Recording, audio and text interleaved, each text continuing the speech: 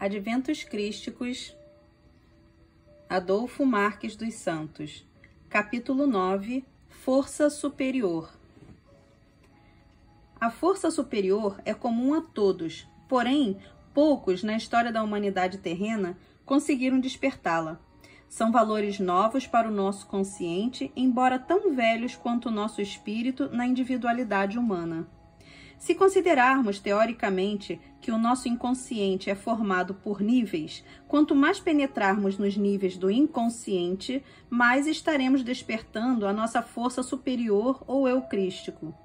Quando estivermos conscientes também no inconsciente, a nossa força superior será plena. O iluminado Nicanor, com sua alavanca acionadora da força superior no homem, integra a equipe reformadora, cujo líder é Lupércios.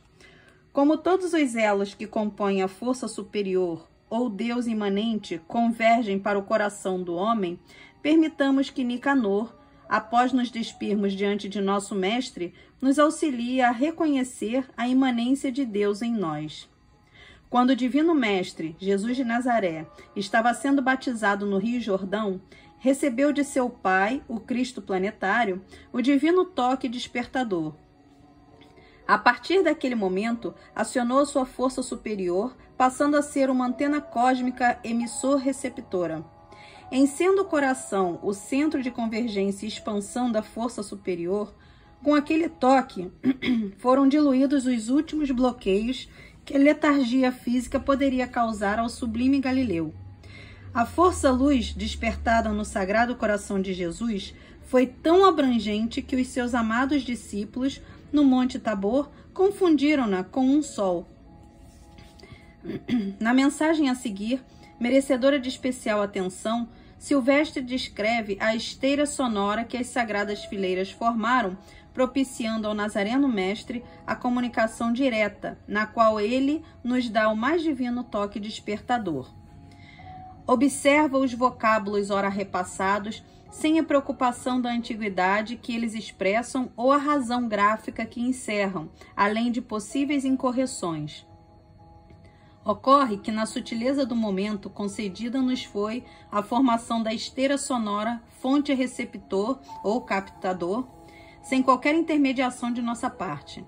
Observa, uma vez mais, pois que é nessa hora estabelecida a corrente intermediária no granjeio de nós outros, à guisa de arauto ou porta-voz.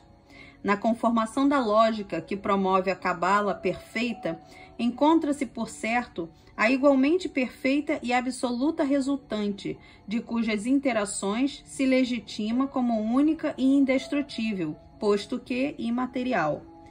Coronum anima igual a coronum lux, igual a coronum regis, igual a coronum agni, igual a coronum fratis, igual a coronum gloria, igual a coronum dei. Se te propuseres a alinhar ou realinhar as concorrentes, usando os símbolos físicos ou científicos a teu dispor, perceberás que da divina interação resulta a sacratíssima e imensurável força superior. Asseguro-te, caríssimo, que a divina força se instala em todos os homens espécie, mas poucos, para não dizer raríssimos seres humanos, a desenvolvem plenamente. Para que tal aconteça, faz-se imprescindível o mérito sucessório, vivência a vivência. Da divina interação do homem com a divindade, resulta a sacratíssima e imensurável força superior, ou seja, ao atingir a harmônica graduação em que o homem-espécie vivencia as igualdades, coração de uma única alma, igual ao coração de uma única luz, igual ao coração de um único rei, igual ao coração de um único cordeiro, igual ao coração de um único irmão, igual ao coração de uma única glória, igual ao coração de um único Deus, desperta-lhe a força superior. Portanto, para despertar a força superior, é necessário que o homem se torne integral, em total harmonia interior, de forma que das 6 concorrentes resulte o coração de um único Deus. Em assim sendo, a força resultante advém do total equilíbrio do homem. Observa-se que ela brota do coração do homem, fagulha de Deus, ou do coração de Deus em fagulha no homem, quando ele adquire a igualdade matemática das 6 concorrentes. A exemplo do que aconteceu ao Divino Mestre, em que o Cristo lhe deu sutil toque para despertar a sua força superior no momento do batismo no Rio Jordão, o iluminado Nicanor fará o mesmo conosco, desde que preenchamos os requisitos citados. Somos sabedores de que uma verdade nunca é igual para todos, pois o espírito, quanto mais se aperfeiçoa, mais se torna sensível e potente. A nossa força superior nada tem de excepcional no concernente a atributos concedidos pelos céus. É a exteriorização de nossa consciência em função de nosso aperfeiçoamento moral. É a parcela que cada um consegue conceber de Deus em seu próprio âmago. A força superior é a expressão do Criador na criatura. E partindo do princípio de que, para o puro, tudo é puro, a força superior aflora para obrar positivamente na mesma proporção em que o espírito adquire pureza de sentimento e consciência do Deus imanente em si mesmo, o que o leva a compreender que a força crística rompe os limites do concebível quando o homem consegue ver, ouvir e falar com misericórdia. Uma vez que a força superior torna-se visível pelos efeitos quando o homem atinge o estágio em que a sua harmonia interior lhe faculta total equilíbrio, necessário se torna observarmos alguns pormenores que precisamos trabalhar em nós, a fim de que saiamos do campo de ação apocalíptica em que estamos por ressonância. Observemos alguns fatores que nos impedem de colocar a nossa força superior a serviço da vida. A força superior não aflorará enquanto o homem for indiferente às necessidades alheias, considerando que somos todos irmãos, pois filhos do mesmo Pai.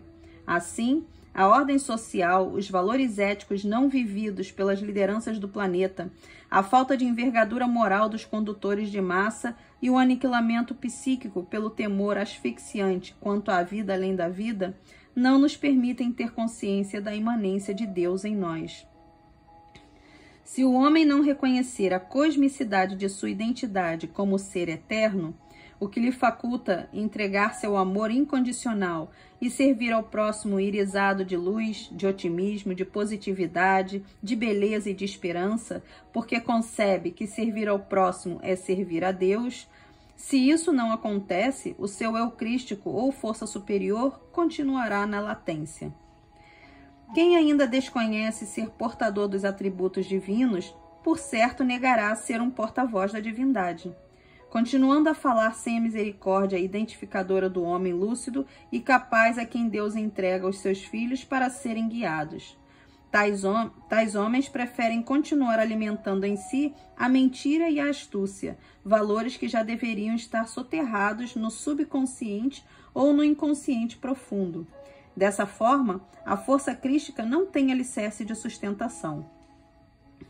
Os lesa evolução, aqueles que não produzem a totalidade do seu talento, que emperram o progresso socioeconômico, o científico-religioso, repetidores dos conceitos de seus milenares ancestrais, inúteis pela inoperância ou fúteis pela estressante rotina social, cuja desinteressante conversação é dedicada à vida alheia, quando deveriam investir em novos conhecimentos libertadores, não terão ainda condição para servirem de canal à manifestação de Deus.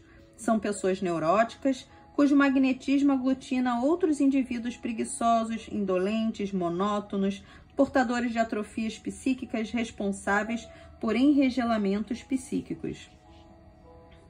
Quem não transforma o seu potencial em trabalho útil, permite emergir a avassaladora inveja, tão própria dos discordantes que repudiam os novos ensinamentos sem fundamentação e sem base. Tais indivíduos devem ser catalogados e inseridos entre os portadores de inferioridade moral por falta de mais experiência com Deus. A fim de tripudiar, quando deveriam procurar o entendimento, tornam-se agressivos, exaltados, desequilibrados. Por não possuírem argumentos que vençam ou convençam, em atitude de autodefesa, recorrem à difamação, à calúnia, à infâmia e dedicam considerável tempo da diminuta existência falando da moral alheia. Em tais condições, A força superior continuará adormecida, aguardando a cura das frustrações emocionais entorpecedoras dos sentimentos enobrecedores. Os portadores de distúrbios afetivos, os insatisfeitos devido à má vida sexual, os embotados e inibidos para com a sublimidade da vida afetivo-sexual, os desprovidos da espiritualização, aqueles outros não portadores do espírito da solidariedade, da fraternidade, da compreensão, sem suportes morais ancorados no idealismo de servir a Deus, servindo aos homens, não possuem a energia do acalanto, própria dos inatos representantes da divindade e conscientes da sua força crística. Enquanto o homem não se evangelizar, por certo não romperá as fortíssimas linhas de força que o prendem ao milenar passado. São pessoas que vivem emocionalmente no gozo da temporária existência, sem se preocuparem em dar acréscimo à eterna essência. Por serem pessoas cujas aspirações giram em torno do luxo e da luxúria, do poder e do domínio, vivem satisfeitas com a inutilidade, com a falta de objetividade, de identidade, sem dinamismo para a plenitude da vida enquanto existência. O ser humano, quando vazio de ideal superior, alicerçado nos princípios ético-morais do Cristo Pai, fragilizado em sua convicção quanto à onipresença de Deus, facilmente se fanatiza pelo que se lhe apresenta com aparência hiperbólica. Na tentativa de ocultar as feridas morais, envereda por mecanismos de evasão da realidade e recusa qualquer convite de construção da beleza, da estética e da arte que inspira na busca ao transcendente. Sem identidade, sem confiança em si mesmo, tende ao escapismo, a fugir do silêncio interior, necessitando de ruído externo, de conduta extravagante, de reconhecimento, de exibicionismo, em que entra em primeiro lugar a agressão ao corpo, devido a este não lhe ser precioso santuário. Com atitudes patológicas desse nível, não concebe a transcendência de Deus, muito menos a sua imanência, seu eu crístico ou força superior. A psicologia do mundo, incentivadora da brutalidade, consegue desvirtuar até mesmo homens de estirpe superior, aplaudindo os heróis da frustração, quando deveriam ser seus educadores. É tarefa dos mais experientes de Deus equacionar os enigmas da vida, procurando introjetar novas energias no organismo social, mesmo quando este se encontrar necrosado. Para tal, torna-se necessário vencer o medo das experiências passadas, cujas reencarnações foram desastrosas quando fracassaram em seus investimentos. Assim, mesmo os predestinados podem sufocar a sua força interior. Muitos existem sob o disfarce de elegantes sorrisos, portadores da mentira, da hipocrisia, que conseguem hipnotizar grandes massas humanas. Só não conseguem apagar a sua própria consciência de culpa, vivendo em precárias condições de sanidade mental. Estes falam de Deus, mas não falam com Deus. Devem libertar-se do passado preconceituoso, pois, para recuperarem a sua identidade como seres eternos e imortais, têm de sepultar o homem velho, mumificado, a fim de que o homem novo, ressurreto e plenificado, comungue com o ideal supremo da vida universal. Portanto, se os valores intelecto-morais não tiverem raízes fincadas nas profundezas do ideal superior, o homem líder continuará sem vitalidade e sem nutrientes para prover as necessidades reais de seus seguidores, sem condições para colocar a sua força superior a serviço da vida. Em sendo a força superior a manifestação de Deus no homem, sem o autoaprimoramento que o dinamize a substituir o tempo vazio dedicado ao nada por enriquecidos ensinamentos libertadores que dão objetividade à vida, inoculando pensamentos de coragem, de propósitos nobres e que motivam as novas experiências, sem medo de enfrentar os naturais desafios da existência, não haverá profusão de luzes advindas do eu crístico.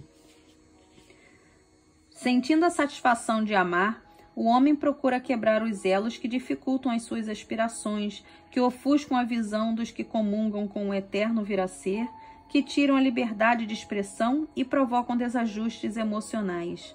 No entanto, tal impulso tem de ser dado por ele mesmo, vez que cada indivíduo tem de descobrir a sua força interior, a fagulha de Deus em si, por esforço próprio. Os mais experientes de Deus, canais vivos, plácidos mantenedores da ligação plano-terra-plano-luz, são simples por sua própria natureza, convictos pela evolução espiritual, libertos por dentro e por fora, porque não enganam pela astúcia, não mentem diante de qualquer situação, não impõem a mais sagrada verdade, porque amam conscientemente o seu próximo e respeitam as verdades alheias. O inverso dessas virtudes é inibidor da força crística. A liberdade interior é patrimônio individual e intransferível, conquistada passo a passo através de sucessivos reencarnes. Consequentemente, não pode ser herdada.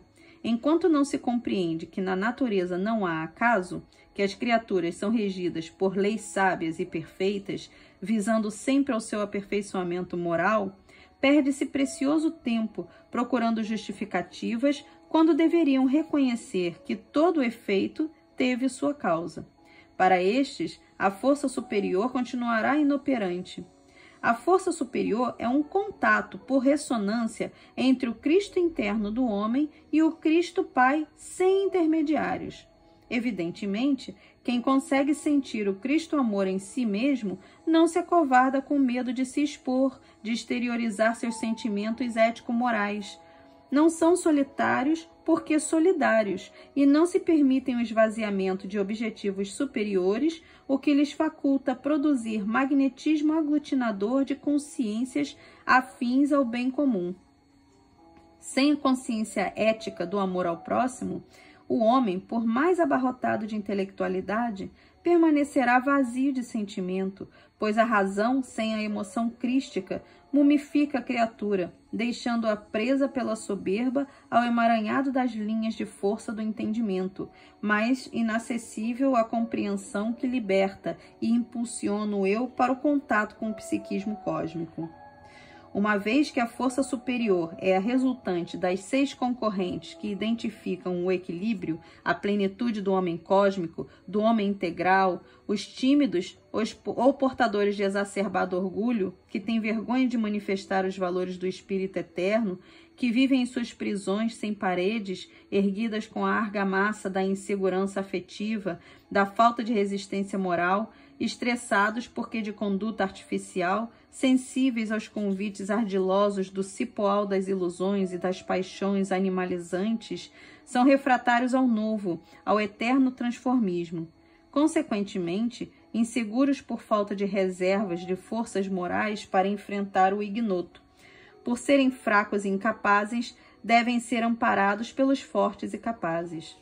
Por ser incontestável que a força superior é resultante da harmonia interior, é com sua reforma íntima que o homem atinge o superior patamar do ver, ouvir e falar com misericórdia. Ele, então, se sente livre para exteriorizar as expressões de beleza e ouvir a musicalidade da criação. Percebe-se mais capaz para lidar com as forças, as energias da natureza e também com as consciências espirituais angélicas e arquiangélicas do imponderável. Por conseguinte, quem não consegue abrir suas próprias algemas psíquicas torna-se agressivo, prepotente, rebelde, maledicente e passa a usar de todos os artifícios ao seu alcance para depreciar a obra alheia. O homem, ao ter consciência de sua força superior, não tem dúvida quanto à onipotência de Deus em si, sendo capaz de prover as necessidades espirituais de seus adeptos com simplicidade e tranquilidade.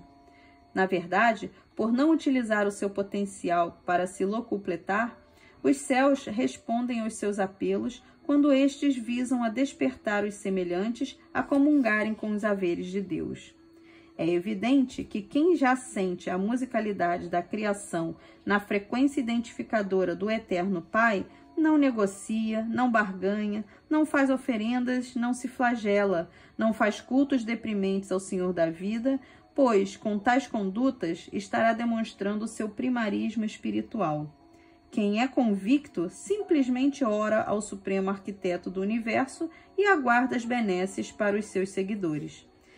Não é forte o suficiente para acionar sua força superior quem foge de si mesmo, pois quem assim age desconhece as leis básicas da vida existencial, tornando-se neurótico, inseguro, emocionalmente destemperado.